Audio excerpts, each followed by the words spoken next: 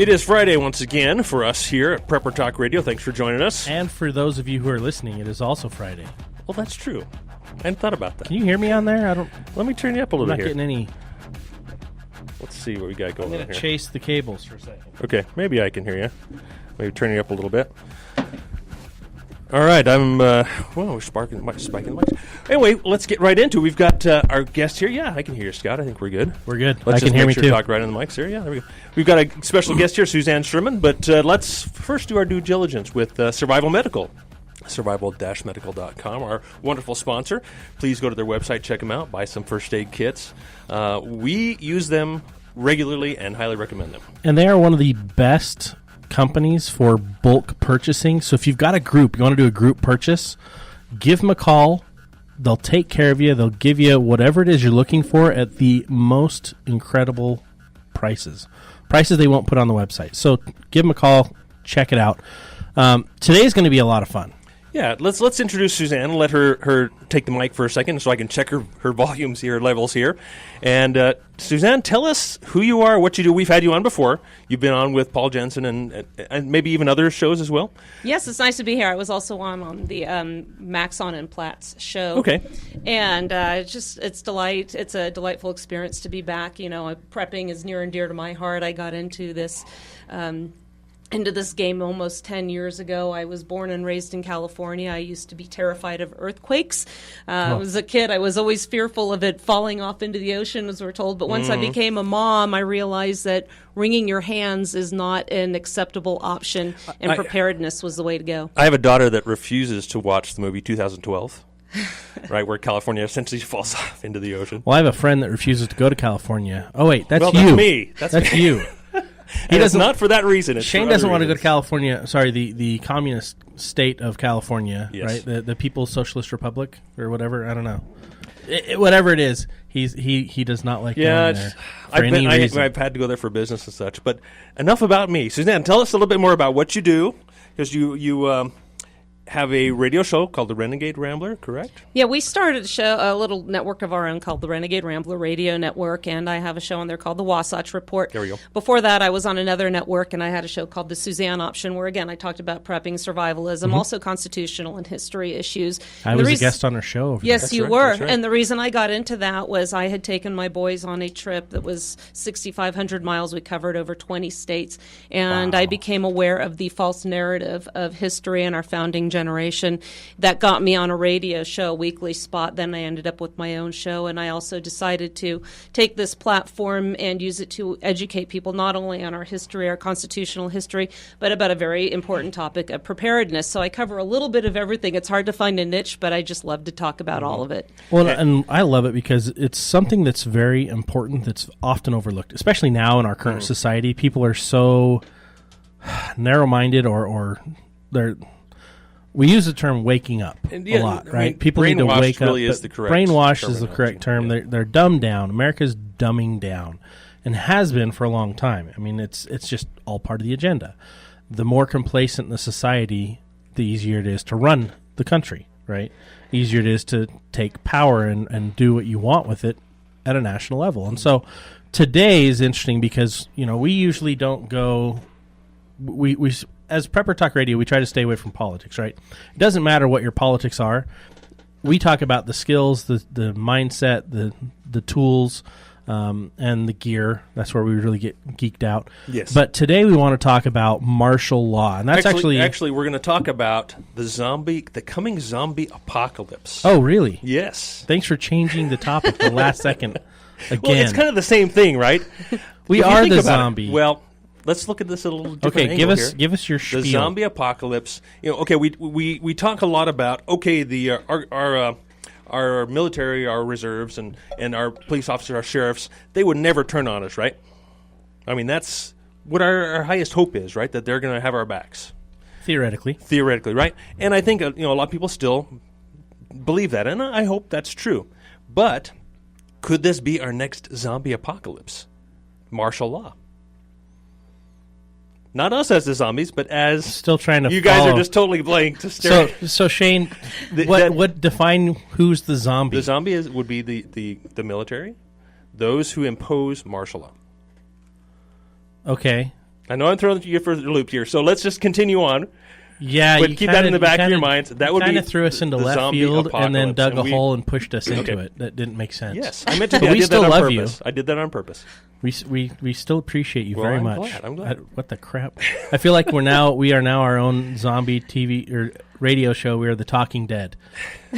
I like that. Hey, we should maybe. Well, no. one thing I want to chime in on that is not only do we have to consider those that would possibly turn on us, because as we were discussing earlier, the odds are overwhelmingly in favor of the entity that owns the big guns, the military. Yes. It would behoove many of these people, if they want to just survive, to be on what they think is the winning side and then to be rewarded after the fact. But what we have to think, if we want to approach this from a likely or pragmatic effect, what's likely to affect us right now is what we saw in Hurricane Katrina, where many of the officers and government simply left their posts because justifiably they went to protect their own families. So not only do we have to consider a WROL without rule of law or excessive law from whatever government agencies are there, but what about also when there is no help available? So these are all scenarios that we have to consider. And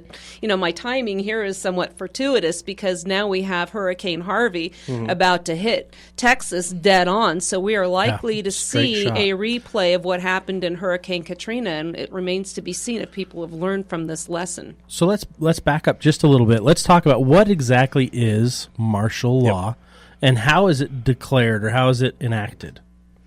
Well, interestingly, as I was doing a little bit of research, martial law obviously is when the military usurps the traditional rule of law and governmental authorities that we have at the civic level or state level.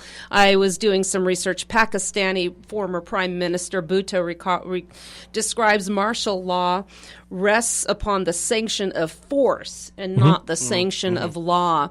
And really what we're looking at, if we're considering today's issues, are we really going to come across with the military coming and taking over? We do have Posse Comitatus, which was enacted in 1878, but at this point I think Posse Comitatus is pretty much moot because we have Department of Homeland Security, we have the militarization of all of our local police forces. If you're not aware of that, I suggest anybody read the book Rise of the Warrior Cop by Radley Balco. So effectively we have our own citizen civilian army that with our the federal government agencies that are militarized all the way down to the local. So martial law can be the practical effect of all this, and that's exactly what we saw in Hurricane Katrina. Yeah, kind of like a bit of our discussion before this. It's more of an excessive rule of law. As we, becoming accustomed to this excessive rule of law, it's becoming a mainstream, and so when and if a martial law is declared or enacted, whatever, that it will be more mainstream. It won't be as extreme as maybe it has in other situations in the past. Well, absolutely, it's totally different than what it was in the past because now so many people are complacent with it and they look forward to it. I'm going to be safe, right? If they do martial law, that guarantees them to we've got a curfew, yay! Oh, they're taking everyone's guns away, yay! There's a lot of people that are like, I feel safer now, and they'll gladly, if there was a FEMA camp, they'll gladly walk into it, right? We want you to think for yourselves and say, okay, what are my actual God-given rights, right? What are the rights that every person, whether they believe in God or not, should have? And how do we rule ourselves? That's what liberty really is the ability to live free, live how we choose on our own terms. Now, we in the United States have done a lot of things to destroy our own rights. We've voted many of them away, and other times, laws have been passed without our knowledge to revoke our freedoms. And the reason is this is going to help protect people. So many people are like, well, yeah, it's always to protect me. So thumbs up, 2 thumbs up. Yeah, let's do this. Especially if there's a catastrophe or some kind of an emergency. But then that's when they need to declare a state of emergency, which is more likely to happen. Okay. Is there a difference between martial law and a state of emergency?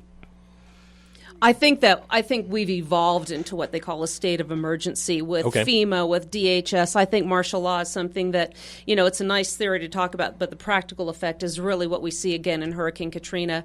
And for instance, we've become, backing up for a moment to something that you mentioned a minute ago, Scott, was we've become desensitized. Oh, yeah. So many of our liberties are taken away from us under the auspices of our public safety, and people tend to embrace that. I'll give you a case in point. I used to live in California, and I had a family member. We were discussing the firearms laws in California. And in California, if you want to go and purchase a firearm, you have to go through what they call a 10-day cooling off period. It's presumed that if you're angry enough to kill somebody, you will not wait 10 days. By the time you're allowed to take your firearm home in 10 days, you'll have cooled off. Completely ignores the logical fact that you can find another way to kill them. But what this family member said, in California, we have to wait 10 days to get our gun. It's really not a big deal.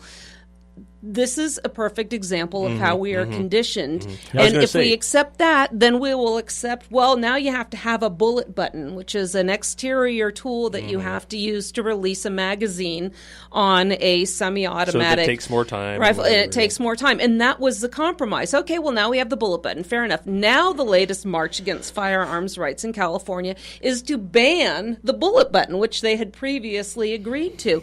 So you have to understand that when you have a situation like this, in a state like this that makes you register these firearms now, when you get into bringing us back to the martial law scenario, they're already going to know who you are. And if they decide it's time to round these firearms up, well, guess what? By your desensitization and your compliance, you're going to be an easy target. Absolutely. Now, isn't France still in a constant state of martial law or from the bombings and so forth, and they've basically stayed in that state, or has that been? I don't think it's martial law. I think it's where the terror elevation is significantly increased, and I'm sure there have been some legal crackdowns, and it doesn't seem to do much good. We keep seeing them plowing in. But definitely considered it more of a police state. It is more of a police state. We're actually running through there in November on a family trip to Greece by way of Paris, and it's interesting because I've always disliked the French, very, very much so, vehemently. I've never had a good experience with a Frenchman or woman. But I am, my heritage runs right through France. Like, there's a ton of French in my family tree, and it's funny because we're going there, and I'm like, crap. We're only going to be there for a day, but here's what I found. There's areas within Paris that are go zones, and there are areas that are no-go zones for tourists. That they're more police state areas, and they've got curfews, they've got travel bans. I mean, but they're small, they're minute. At least that's how they're portraying it outside of the country. I don't know really what to worry about there, but I do know what to worry about there. But we're going in the very quote unquote, bunny ears safe areas. But what I'm really excited about is we're going to Crete. We're going to Greece, and then we're going to Crete. And Crete is known, especially in World War II, as the area that screwed over Hitler, because they kidnapped one of Hitler's generals during World War II. First general to ever be kidnapped and carted off an island in an occupation, right? They had over 100,000 soldiers on the ground in Crete, and they just kidnapped him, drove him through the middle of town during a movie night where everyone's in town, all the soldiers are there, and everyone's saluting his car as they drive by with the general duct taped in the back seat, underneath all these little renegades. They had duct tape back then? Well, I don't know what it was, but they taped him up and roped him off, and it was just, I just finished reading this book, and I'm like, wow, this is phenomenal. Like, I cannot wait to get there. And what's interesting is all the people that made those things happen were the Cretan renegades. People who were just simple goat farmers. But when time of craziness approached them, they stood up. And that's what we're going to talk about with this whole martial law. It's like, we've got to stand up for what is right. And that's what we're going to talk about when we come back, is really kind of, okay, what is it? What does it mean? And what can we do during those times? Yeah, absolutely. Perfect. And, of course, acknowledging our sponsor, Survival Medical, survival-medical.com. Please check them out, and we'll catch you guys on the other side of the break. All right, we are talking today about the zombie apocalypse. Welcome back to Prepper Talk Radio. Welcome back to the show. I don't have to say that every time, do I? I do. Okay. I do. I think it's nice to hear. It's more professional. Prepper Talk Radio Here on AM 1640 K-Talk, which we're very happy to be a part of. Thank you very much. And we're talking... Special guest Suzanne Sherman, of course, Survival Medical, our sponsor, survival-medical.com. And let's figure out a little bit more about martial law. I think... Okay. We keep jumping. We keep going. We keep jumping back and forth. Like swirling off. We always do this. That's what's different. Welcome back. We're going to reset, and we're going to relaunch. So, martial law. What is it? What really does it mean to the common person? I mean, how does it affect us? Suzanne, do you have any comments on that? Well, going back to the first comment I made in the section, in the first segment of the show, was martial law I've heard described as it rests on the sanction of force, not the sanction of law. So essentially, it's military, whether it's the Guard or whether it's local military law enforcement, compelling the citizenry to do what? I mean, what types of things should we look forward to during martial law? I know one thing is obviously that's a curfew is the first thing that comes to mind when I think martial law, right? Well, you can only be out from, 7, 8 in the morning until 8 at night or whatever, 6 in the morning. I mean, that's one thing. And do we know why?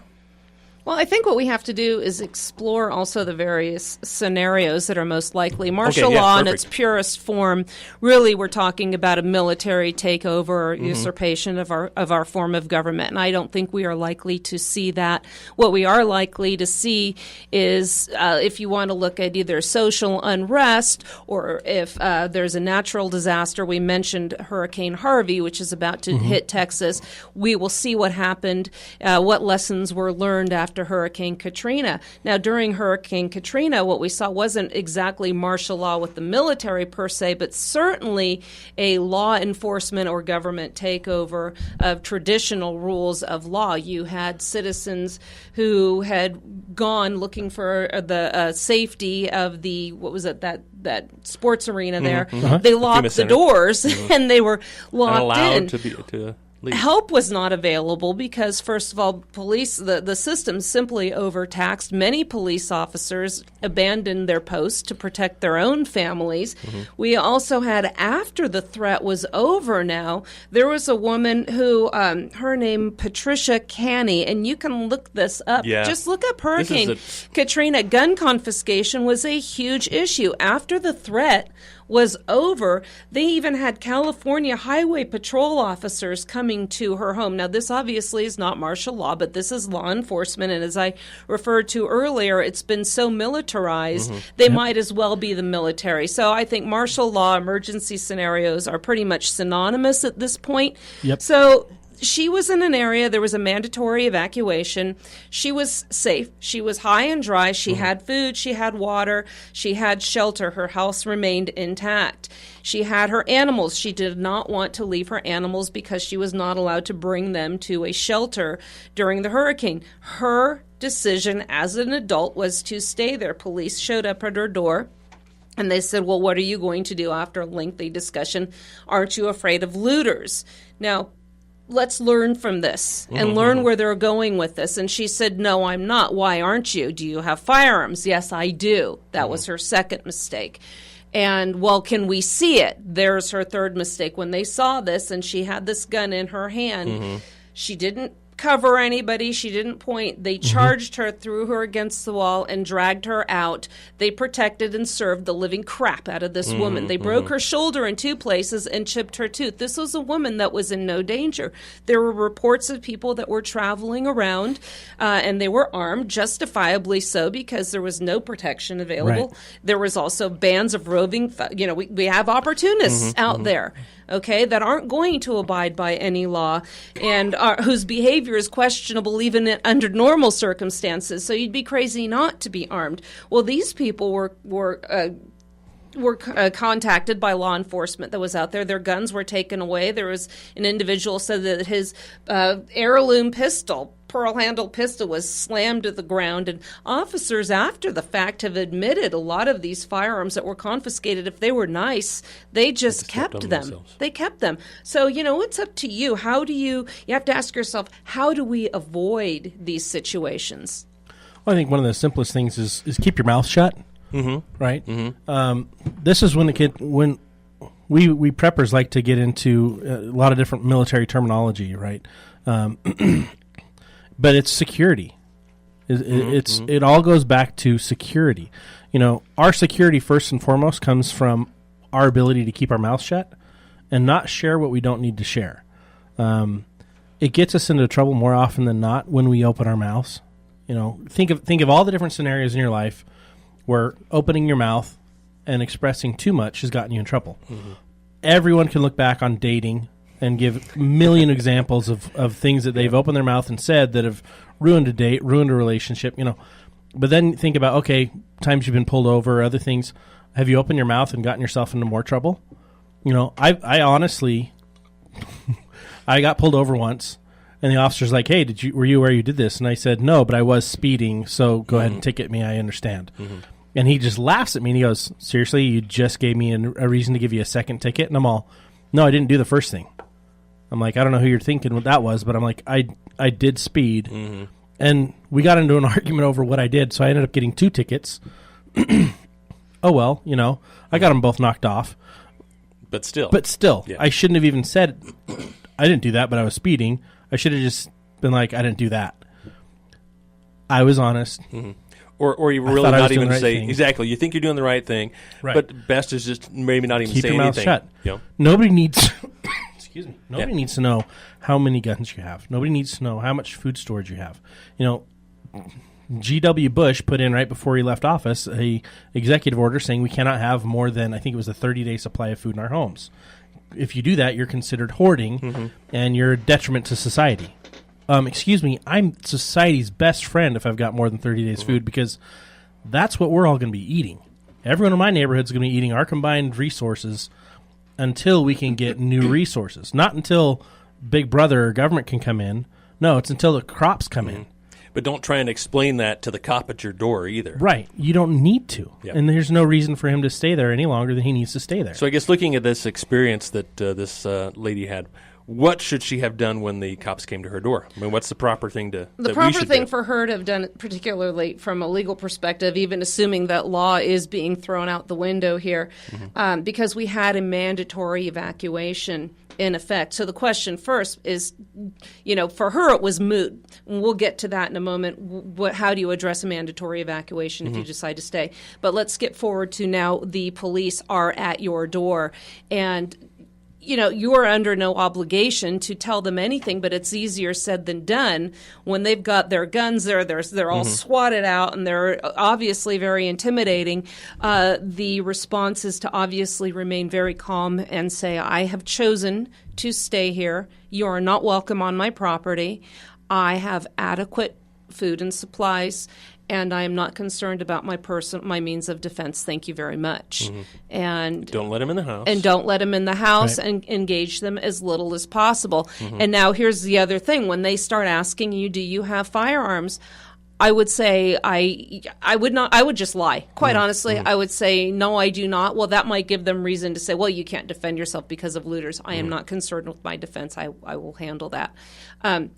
The other thing, too, is there was a woman, her name was Joanne Guidos, and she had a restaurant down in the Katrina area, and they had prepared. They had generators, they had security, everything was safe. 10 days after Katrina, when there was no danger to any of these people, we had these roving bands of law enforcement. I'm the government, I'm here to help. Yep. And they asked if you have any guns here, and she said yes. They took the guns that she had out, and then they said, do you have any more? Yes, again, they went and took those as well. And I would advise anybody in a situation like this, if you know that this might happen to you, they might come and you are not going to be able to resist. Because face it, our first obligation is to survive any situation. Right. Yep. It will do you no good if you fight them and then you end up dead. Your family will have no use for you won't be any benefit to them. So if you're in a situation like this where you think that your firearms might be taken away, have some hidden away. that are not registered, and that will ammunition. never be found. I'm not saying I do this, but I'm saying if somebody ever needed to protect what they have and think that they might be taken away, have some things taken that people will not be able to locate. And once that threat is gone, you will once again be able to defend yourself, or give them some firearms. Have some that really don't mean a lot. So here you go. Take it. Take it. Take my Ruger 1022. Have fun. And I think exactly. I think a lot of us, we feel the obligation to be honest. I mean, because we do. We generally have, we think that people are on our side in general. And that's a big mistake. You cannot assume that the police are on your side in these situations. I am not anti-law enforcement. I am pro-survival. And like you just said, you thought that you could be honest with this officer, and it came back to bite you. He could have been a good guy and just let you go. But you really, and the way to even avoid these scenarios in the first place, this woman was prepared. She did everything right. But with regards to the individuals that were out and that ran into law enforcement who took their guns away from them, my advice is, if you can avoid being out in the first place, you don't want to be out in a situation like this till things have completely calmed down, because that's exactly what's going to happen.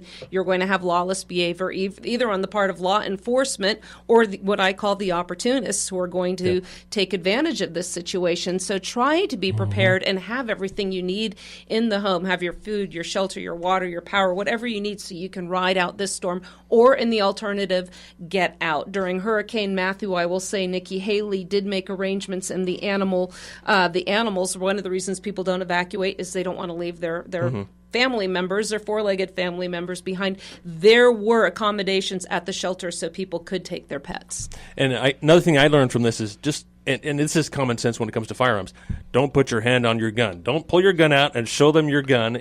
In any situation, whether you're a concealed carry or whatever, you're open carry, keep your hand away from your gun. If you're going to sacrifice a gun, then you say, okay, the gun is over there. I'm not going to go get it for you. I'm going to tell you it's over there. You go get it. No.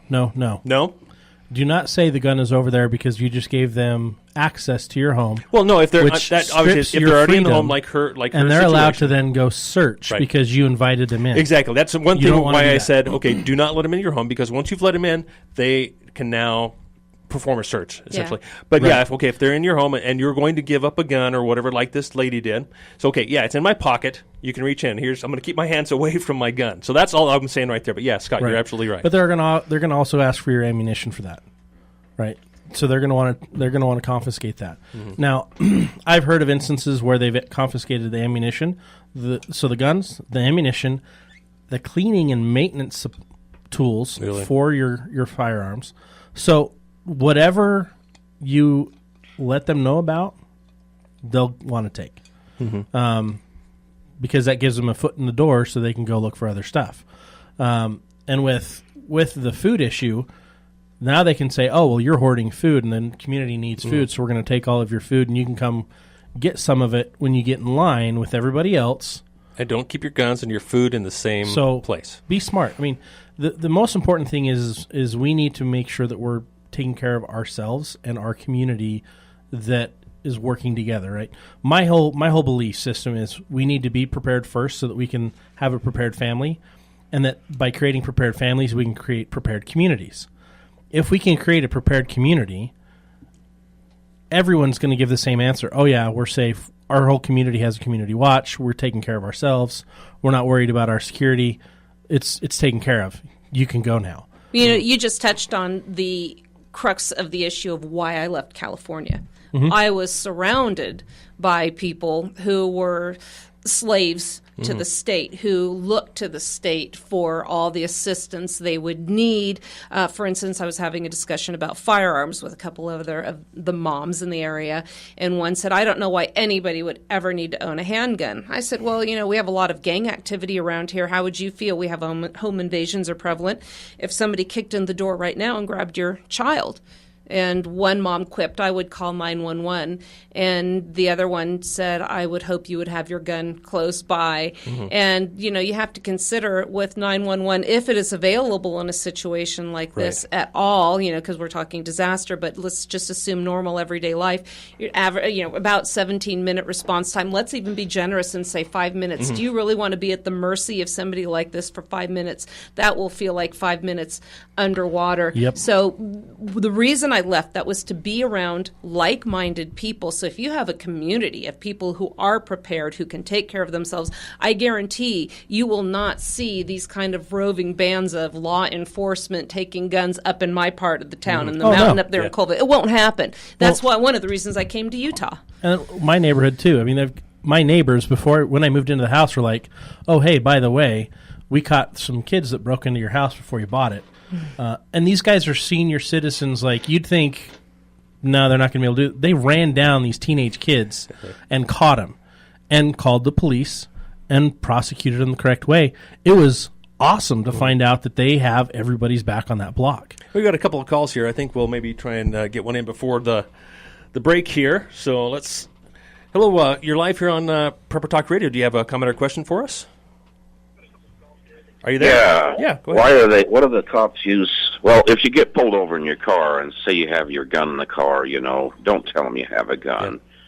Just leave it hidden under the seat or wherever you keep it. Don't have it in plain sight.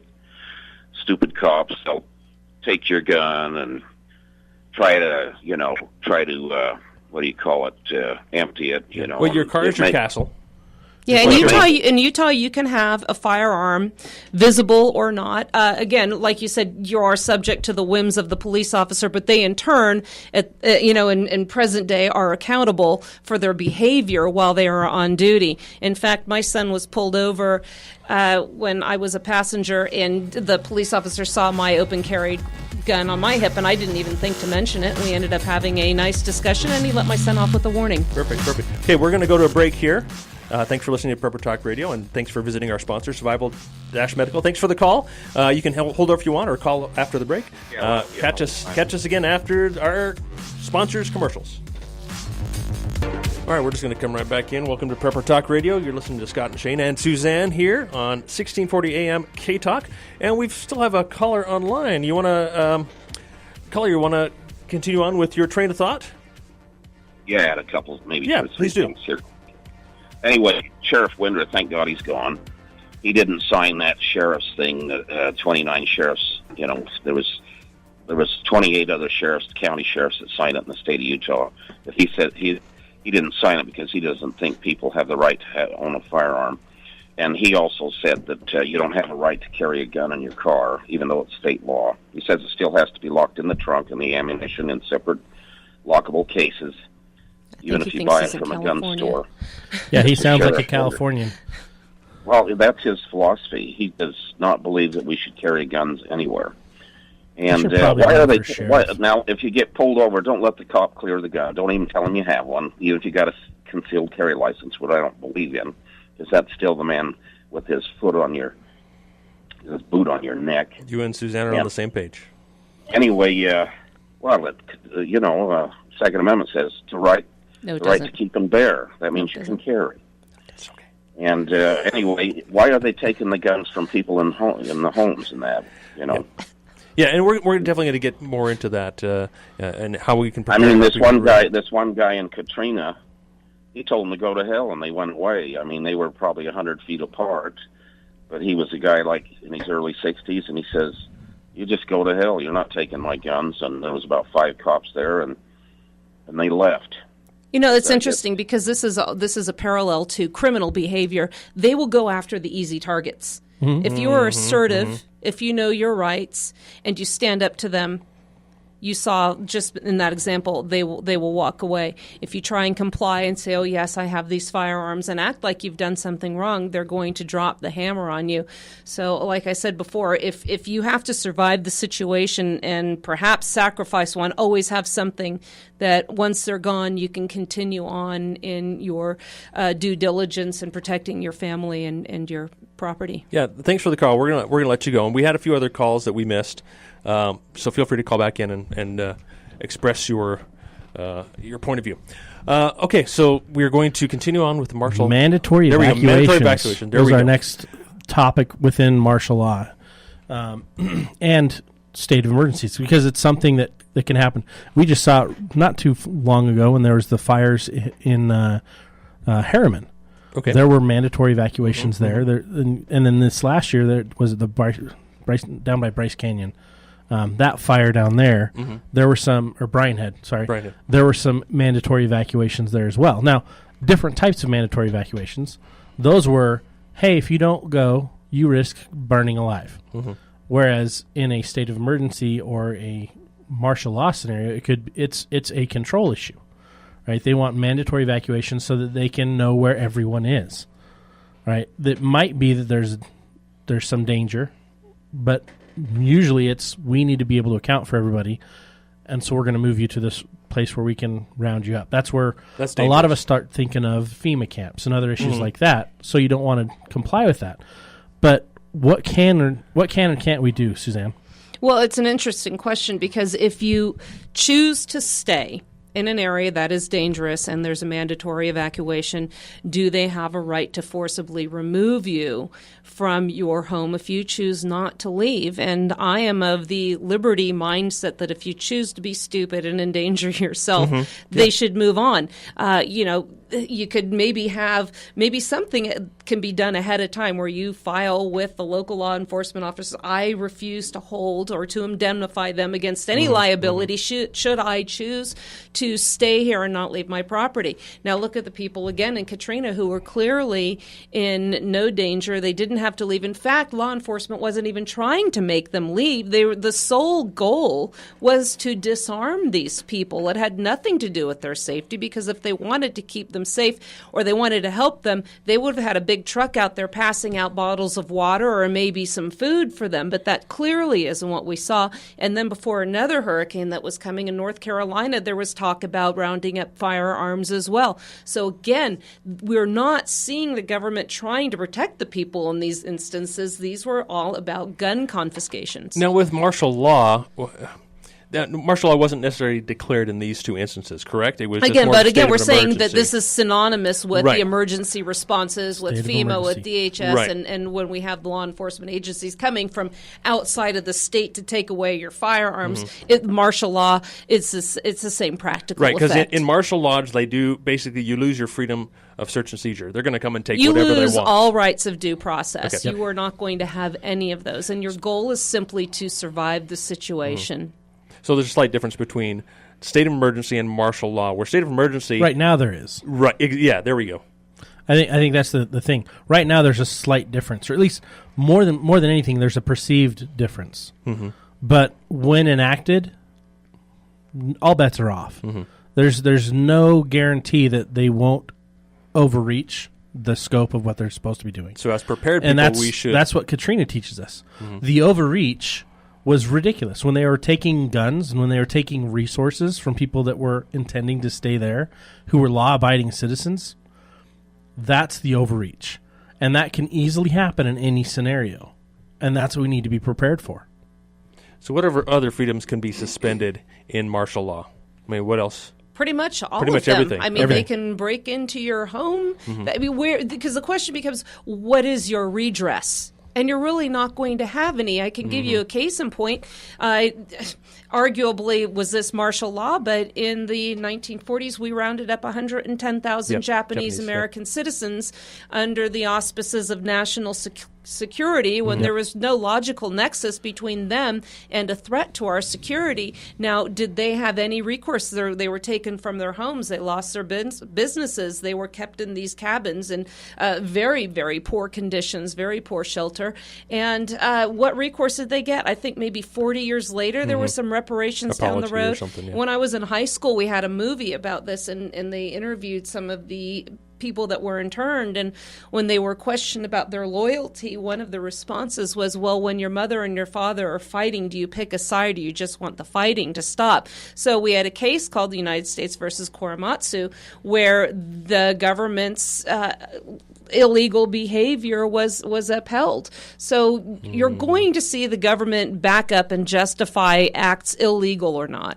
Absolutely. I also understand that in the courts, if it's the state of martial law and you're being tried for anything, they basically can throw out rules of evidence. They can throw out, or they can basically sentence you to beyond what the law allows. Well, you'll be lucky if you even see a courtroom, quite honestly. Okay. Yeah. Because they don't even have to go through due process because habeas corpus is stopped, right? Who can So they identify say, who can identify the police officers that take your firearms away in the streets? Who knows who these people even are? I guarantee you none of these people had any legal redress whatsoever. Okay, we got a couple of calls calling in. Let's go ahead and take a few calls here. Hello, you're live here on Prepper Talk Radio. You have a question or comment for us? Yeah, I was called down to New Orleans after Katrina. Are we on the air? Yes, we're live. Go ahead. Yeah, I was. Yeah, this sheriff's deputy saw my work on manufactured mobile homes, including the FEMA trailers that these people were being put into. But what was really curious is I went down there, testified in the congressional hearing that was held there. Some of the families came up to me afterwards and asked me to go out to their communities and help them understand their problems. Mm-hmm. But I found it rather curious. So is this about martial law? Yeah. State of emergency? Okay. Keep going. Yeah, we've got a couple other callers online. We got about 3 minutes left, so let's try and make this quick. Well, I just wanted to tell you that when I stayed with these families, some of them still living outside in tents or, living outdoors, they were the most armed people I'd ever been with. And I asked them, well, how come you've got all these arms? And I'm talking about even their teenagers were armed. And they said, well, we had that experience when our arms were removed, and we were violated by these roving gangs, and that will never happen again. An armed society is a polite society. Thank you very much for your call. We're going to jump and take another call here real quick. Yeah, thank you. All right, you're live here on Prepper Talk Radio. Do you have a question or comment for us? Just a comment that I find it very shocking that you guys are actually, and I'm not condemning you, just the mere fact that you're realistically talking about martial law and a coup in the United States. We're not talking about a coup. So we're talking about the realities of what martial law is and what a state of emergency is.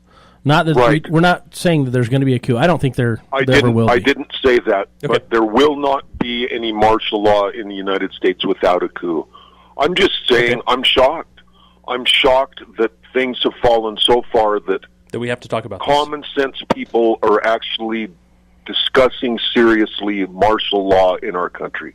We're talking about situations where we have natural disasters, where the emergency services, for the same intents and purposes, put people under the effect of martial law. Nobody's talking about a coup. We're talking about the realities. We had Hurricane Katrina, and we have Hurricane Harvey that is about to come and hit Texas hard, and we're going to see the same scenario. Now, you can choose to ignore the risk and keep your head in the sand, or you can be realistic and try and survive this situation and be prepared so this doesn't hit you and have negative consequences for you and your family. And I think maybe one thing this caller is maybe trying to talk about is that what's going on currently in our country, right? We've got a lot of mob activity going on. We've got a lot of controversy, a lot of strife, a lot of stuff going on, which could eventually lead to, and of course we talk about Trump and maybe there's a silent coup going on. And I think there's the distinction of that there would be, if martial law ever did get declared,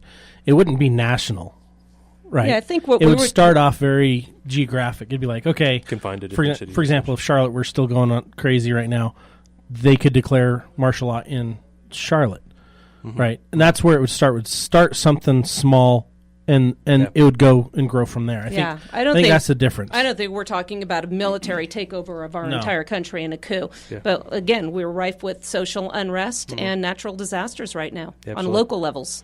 Well, we got one more call ringing. Let's see if we can take this in the last few seconds. Hello, caller. You're live here on Prepper Talk Radio. We've only got about 30 seconds. I just wanted to say thank you so much for causing these things to be considered in as much as we did have Katrina and other situations. I thank you so much for causing us to think about it in advance. It's much better to think about it before it happens, and I appreciate very much the conversations. Well, thank you so much. We for- really appreciate you listening and Perfect. sharing that with us. Great way to end the Perfect show. call to end up in the show. So we've got, I think, maybe a few more seconds before our music comes in. Do we have any final comments, I guess, before we finish Again, this up? it's just a matter of being prepared and trying to avoid these scenarios. If you can stay in your home, if you can stay calm and not allow law enforcement to come in and feel like you're doing something wrong by being armed, always, always, always protect your right to keep your arms in your home and on your person. And thank you for those closing comments, Suzanne. Thank you for joining us. And thank you all for listening here to Prepper Talk Radio. And please visit our sponsor, survival-medical.com. And we will catch you guys next week. Booyah.